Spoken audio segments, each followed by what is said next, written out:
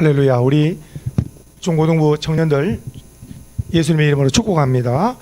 자, 이번 토요일 날이 구주 성탄절입니다. 구주 성탄절을 앞두고 메시아 탄생 예언과 성취라는 말씀으로 은혜를 받고자 합니다. 자, 우리 이사야서 7장 14절을 한번 찾겠습니다. 먼저 이사야서 7장 14절은 976페이지입니다. 976페이지. 자, 구약성경 976페이지 이사야서 7장 14절을 같이 한번 읽습니다. 자, 976페이지 이사야서 7장 14절입니다. 같이 읽습니다. 시작. 그러므로 주께서 친히 징조를 너희에게 주실 것이라. 보라, 처녀가 잉태하여 아들을 낳을 것이요 그의 이름을 임마누엘이라 하리라. 아멘. 자, 메시아 탄생, 우리가 성경을 볼 때에 구약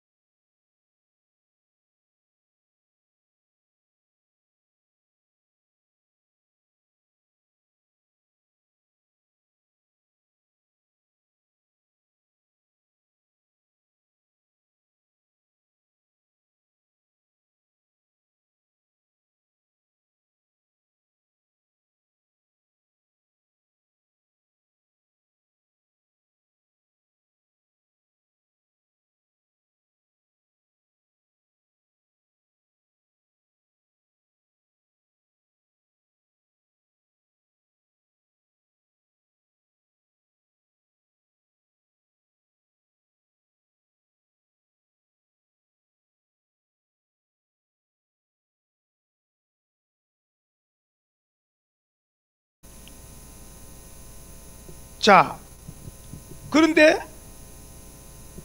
마리아가 성령으로 잉태해서 배가 불러오는데 요셉은 그것을 보고 깜짝 놀라죠. 왜냐?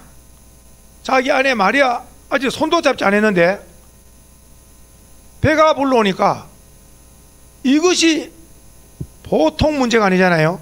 결혼이 깨질 수 있죠. 이때에 누가 개입하시느냐? 하나님께서 요셉에게 찾아오십니다. 그러면서 오늘 하나님께서 요셉에게 마태복음 1장 20절에 이렇게 말씀합니다. 다윗의 자손 요셉아, 내 아내 마리아 데려오기를 무서워하지 말라.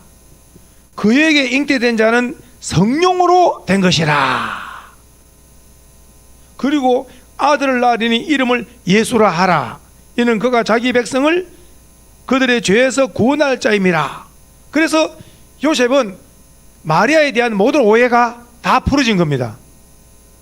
아, 마리아가 나 말고 다른 남자를 사랑해서 저렇게 잉태된 것이 아니구나. 성령으로 잉태되었구나. 의문이 풀렸지요. 그리고 이 아이를 이름을 정해줬어요. 예수다, 예수. 이는 그가 자기 백성을 죄에서 구원할 자라. 즉 메시아라, 메시아.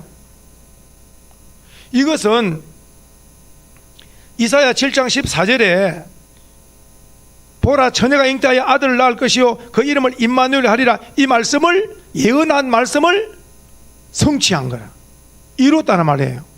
그래서 주전 700년 전에 이사야 선지자가 예언한 것을 오늘 놀랍게도 오늘 요셉에게 이 말씀이 바로 이루어진 것이다.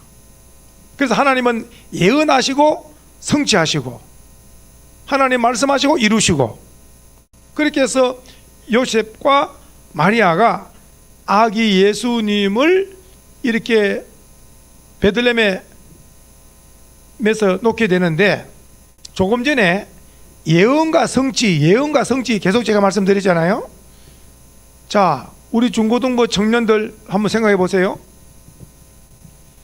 조금 전에 마리아, 즉 처녀가, 보라 처녀가 잉태하여 아들을 낳을 것이라. 그 처녀가 마리아가 이루어졌죠. 요셉까지 해서 다 법적으로 아들 예수님을 말구유에서 놓고 예수님을 법적으로 요셉과 마리아의 자녀로 호적에 올리죠. 그런데 보세요, 이 예수님은 요셉과 마리아가 잉태 동침해서 놓은 자녀가 아닌 것을 요셉과 마리아는 알고 있잖아요. 세상 사람들은 다 모르죠. 세상 사람은 어떻게 합니까? 요셉과 마리아가 동침해서 놓은 자녀를 알고 있죠. 그러니까 메시아 출생에 대해서 비밀은 요셉과 마리아만 알고 있는 거예요. 그래서 즉 예수님이 이 땅에 오신 때에 쓰임받은 자가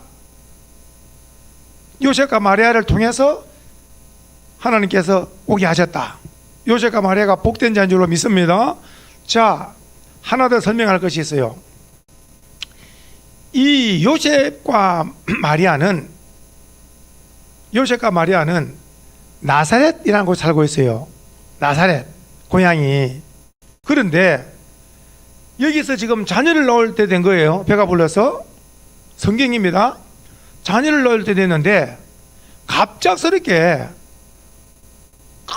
큰 뉴스가 발표됩니다. 그 당시 이스라엘은 로마의 지배를 받고 있었어요.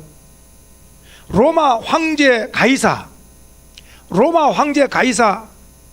초대 가이사, 로마 황제를 가이사라 하는데 초대 가이사가 누구냐면은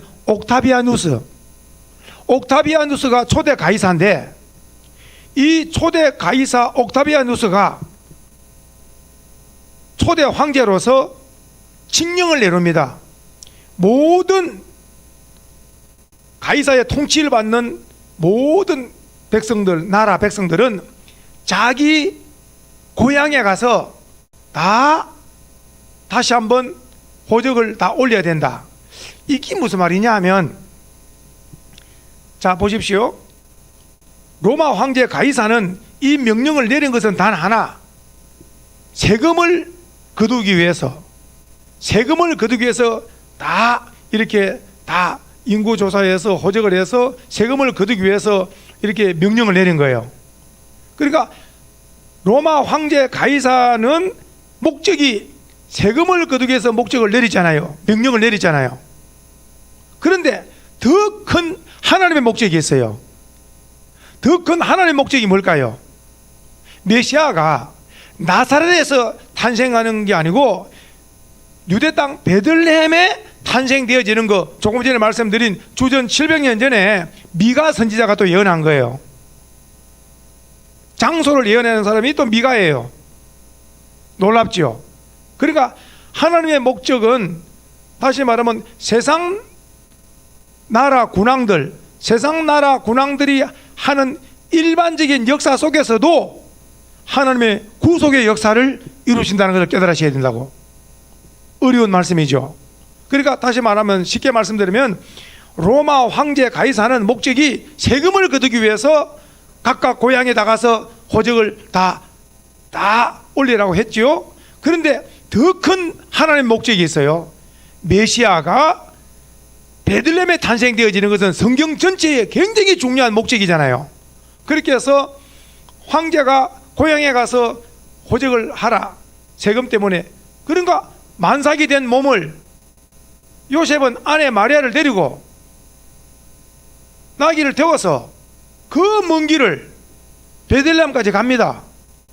그래서 베들레헴까지 가서 결국은 도착해 보니 일반 사관이 있을 여관이 다 사람들이 먼저 온 사람들로 차고, 이거 자녀는 낳아야 되겠고 어때요? 이걸 어디 갈 곳이 없는 거라. 그렇게 해서 어느 마구간을, 어느 마음 좋은 사람에게 이 마구간이라도 여기서 자녀를 놓겠습니다 허락한 거죠. 그래서 만왕의 왕이, 만주의 주 되시는 주님이 어디에 오셨느냐? 마구간에서 마리아가 예수님을 낳았다는 걸 기억하셔야 돼요. 가장 높으신 분이 가장 낮은 마리아 구육간에, 그리고 그 아이를 어디다 넣었느냐? 우리가 왜 찬송가 보면은 구유의 자네 그 나오죠. 구유가 뭐냐? 말먹이통이에요. 그러니까 예수님이 어디에 누워 있습니까? 지금 말먹이통에 딱 그 있는 거예요. 지금 우리 인류 세상 사람들이 태어나가지고 말 구육 안에 태어난 사람이 없어요. 그리고 말먹이통에 누워 있는 사람도 없어요. 가장 높은 자가 가장 낮은 곳에 오신 것은 가장 겸손을 보여주신 겁니다. 가장 귀한 분이, 가장 존귀한 분이 낮고 천한 곳에 오신 거예요. 참 눈물 나는 말씀이에요. 어느 정도냐? 동방의 박사들이 별 따라와가지고 별을 잠깐 놓쳐가지고 메시아를 탄생에 별 따라오다가 별을 잠깐 놓쳐가지고 찾아간 곳이 왕궁에 왔을 것이다. 메시아는 왕궁에 태어나지. 생각해보라. 말구유에 태어난 건 생각도 못하죠. 그렇게 해서 동방의 박사들이 어때요? 헤롯 왕에게 가서 왕으로 태어나신 이가 어디 있습니까? 우리가 경배하러 왔습니다 하니까 조용하던 그 헤롯 왕의 사람들이 소동하면서 놀래잖아요. 아기 태어난 것도 없는데. 그래서 동방의 박사들이 잠깐 별을 놓쳐가지고 어때요? 왕궁에 가가지고 자기 생각에 메시아는 왕궁에 태어났을 것이다. 그렇게 해서 정보를 준 거예요. 그랬더니 헤롯 왕이, 아니 성경에 혹시 메시아가 어디 탄생된다고 기록되어 있는지 찾아보라고 했더니 서기관들이, 제사장과 서기관들이 찾아보니까 왕이요, 미가서 5장 2절에 베들레헴에 탄생한다고 기록되어 있습니다 했더니 왕이 동방의 박사들에게 베들레헴에 한번 가보세요. 베들레헴에 한번 가보세요. 그리고 경배를 하고 가다가 나에게 들리세요. 그러면 나도 가서 경배하겠습니다. 그렇죠? 그렇게 해서 동방의 박사들이 베들레헴에 가보니까 아기 예수님이 말 구유에 나 계시잖아요. 만일에 여기서 왕궁에 안 가고 바로 여기에 구유로 왔다면 베들레헴에 그 2살 미만의 사내 아이들의 학살을 막을 수 있었겠죠. 사람은 그래요, 안 그래요? 막을 수 있었겠죠. 그러니까 참 이 메시아 예수님은 말 구유 베들레헴에 오셨다. 이것은 방금 말씀드린 구약의 미가 선지자가 예언한 대로 베들레헴에 탄생하실 것이다. 이것을 즉 요셉과 마리아가 베들레헴에 탄생하고 싶어 한 것이 아니라 호적하러 가가지고 호적하러. 근데 아기는 바로 또 낳아야 되는 거. 결국은 기억해야 됩니다. 누구의 목적을 성취했습니까? 하나님의 목적을 성취했습니다. 모든 구원의 역사를 이루어 나가시는 분이 하나님이시라. 오늘날 모든 역사의 마지막 포인트가 예수님의 재림에 맞춰진 줄 깨달으시기 바랍니다. 예수님의 재림에 또 맞춰져 있는 거예요. 예수님의 메시아인 것, 예수님께서 메시아이신 것, 마지막 표적이 재림입니다. 재림이라는 말은 초림이 있었다는 말이잖아요. 그러면 예수님의 초림은 목적이 뭘까요? 재림은 목적이 뭘까요? 깨달으셔야 됩니다. 예수님이 이 땅에 초림 오신 목적은 십자가 죽으시기 위함이에요. 그 예수님의 십자가에 죽으시고 구원을 다 이루신 것은 우리를 하여금 구원을 주시기 위해서 예수님이 오셨고, 두 번째 재림은 이 땅에 오시지 않고 공중에 오십니다. 하나님의 나팔로 쫓아 천사들과 함께 공중에 오셔서 이 땅에 예수 믿는 자들을 끌어올리는 줄을 믿으셔야 되는 거예요. 믿음이 없는 자는 올라갈 수가 없는 거예요. 끌어올림을 당하는 자가 복이 있습니다. 그래서 초림 예수님은 구원주로 오셨고 재림 예수님은 심판주로 오십니다. 심판주. 예수를 믿는 자는 끌어올림을 당하고 예수를 믿지 않는 자는 버려둠을 당해 심판을 받는 거예요. 우리는 초림 예수님, 날 구원하러 오신 예수님, 구주 성탄, 메리 크리스마스, 예수님이 이 땅에 오시면 우리를 죄에서 구원하기 위해서 오시기 때문에 환영하고 우리가 너무너무 기뻐하고 날 구원하러 오신 예수님 감사합니다. 날 구원하러 오신 예수님 찬송합니다. 영접하지요. 구주 찬송, 구주 탄생 찬송 영광. 우리가 한 가지 기억합시다. 메시아 예수님이 메시아다. 예수님만이 메시아다. 7가지 증거가 있어요. 증거 7가지. 첫 번째 증거가 뭐냐면 성령으로 잉태, 두 번째 동정녀 탄생, 세 번째 베들레헴 탄생, 네 번째 십자가의 죽으심, 다섯 번째 부활하심, 여섯 번째 성천, 마지막 7번째가 재림입니다. 예수님이 메시아, 예수님 말씀하셨지요. 내가 곧 길이요 진리요 생명이니 나로 말미암지 않고는 아버지께로 올 자가 없다. 천하 인간의 예수 이름 외에는 구원 이름을 주신 적이 없다. 오직 사람이 죄에서 구원받고 천국 가는 길은 예수를 믿는 길밖에 없다. 자, 그래서 이 예수님이 메시아 7가지 증거, 방금 한 번 더 말씀드립니다. 성령으로 잉태, 동정녀 탄생, 베들레헴 탄생, 십자가의 죽으심, 부활, 성천, 재림. 자, 이것을 알고 있으면 오늘날 수많은 사람들이 내가 메시아다, 내가 그리스도다 말하잖아요. 그 사람들이 베들레헴에서 탄생 안 했잖아요. 우리나라에 많은 가짜들이 있잖아요. 그들이 또 성령으로 잉태 안 했잖아요.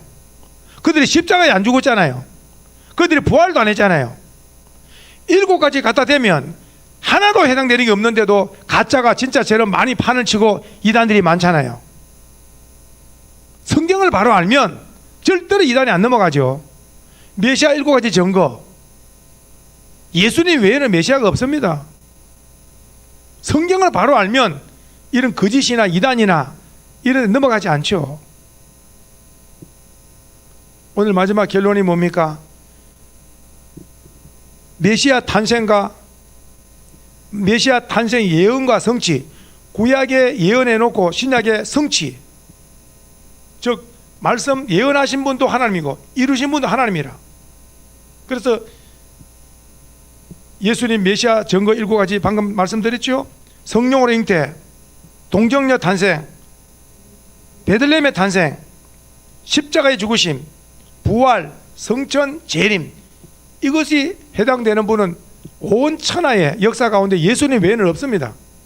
그리고 절대로 이단이나 우상이나 뭐 이런 데 절대로 넘어가면 안 되고, 우리는 평생 예수님만 구주로 메시아로 믿고 잘 주님 믿고 섬겨 복된 생애를 살다가 우리 마지막 날 천국 재림, 주님 재림 앞에 올려보시면은 다 들림 받고, 우리 시대에 주님이 오시지 않냐면은 우리는 개인적으로 천사와 함께 천국에서 또 주님을 만나고 영생 복락을 누리는 이런 승리가 있기를 바라고, 마지막 한 말씀 더 드린다면, 사람의 운명은 딱 태어나면 죄 가운데 태어나, 죄 가운데 태어나죠. 이 죄값으로 사망, 죄의 값은 사망이라. 그러면서 그 영혼은 어때요? 지옥의 불못에 떨어져 버리는 거예요. 사람의 운명은 처참합니다. 첫사람 아담 하와가 범죄함으로 말미암아 죄의 삭은 사망이라. 그래서 이 사람은 태어나면 운명이 너는 죄인이다, 죄의 값은 사망이라. 그리고 지옥 불못에 떨어져 버리는 거예요. 영원한 지옥의 불못에 떨어져. 그런데 인생의 운명을 바꿀 수 있는 분은 오직 메시아 예수님밖에 없다. 그래서 예수님이 십자가에서 못 박혀서 물과 피를 다 쏟으신 것은 내가 다 이루었다는 말씀. 무엇을 이루셨습니까? 구원을 다 이루신 것이라. 누구든지 예수를 나의 주님으로 믿기만 하면은 그 사람은 죄에서 사함을 받고 사망에서 생명으로 옮겨지고 지옥 갈 자가 천국으로 가게 되어진다는 거예요. 그래서 인생의 가장 복된 인생이 누구냐? 이 세상의 부귀영화를 누리고 이런 자들이 아니라 이 세상에서 가장 복된 인생이 누구냐? 성경은 말씀하기를 예수 그리스도를 내가 믿습니다, 예수님을 주님으로 믿습니다. 이 자는 운명이 바꿔진 사람. 어떻게 운명이 바뀌어졌습니까? 전에는 죄인이었는데 이제는 하나님의 자녀가 되었어요. 전에는 지옥 갈 자였는데 예수 믿음으로 천국 갈 자가 되었어요. 최고의 복된 삶이 된 것입니다. 이 모든 것이 은혜가 하늘 영광의 보좌를 비우시고 낮고 전한 이 땅에 오셔서 그 예수님이 바로 십자가에서 피 흘려 죽으시고 부활하심으로 구원을 이루심으로 우리가 이런 복을 받게 된 겁니다. 메리 크리스마스. 이 구원의 역사를 이루기 위해서 2000년 전에 유대 땅 베들레헴에 오신 아기 예수님께 감사와 찬송과 경배 올려드리는 복된 우리 중고등부 청년들 다 되시기를 예수님의 이름으로 축원해